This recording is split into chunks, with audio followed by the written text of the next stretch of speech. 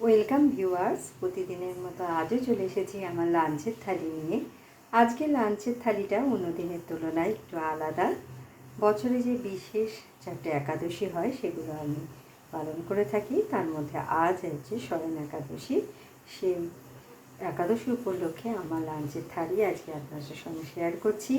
থালিতে আমি নিয়েছি বেশ খানিকটা ফল, শসা, আম, লেবু, কলা ও পেঁপে।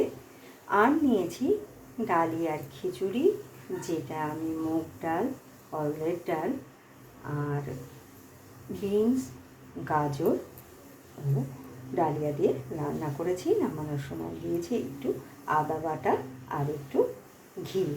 এর সাথে খাওয়ার জন্য নিয়েছি বেগুন ভাজা, আলু ভাজা আর শেষ পাতে খাওয়ার জন্যে নিয়েছি 2টো রসগোল্লা।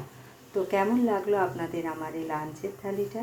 ভালো লাগলে লাইক, শেয়ার এবং সাবস্ক্রাইব করবেন আমার চ্যানেলকে। Thank you for watching.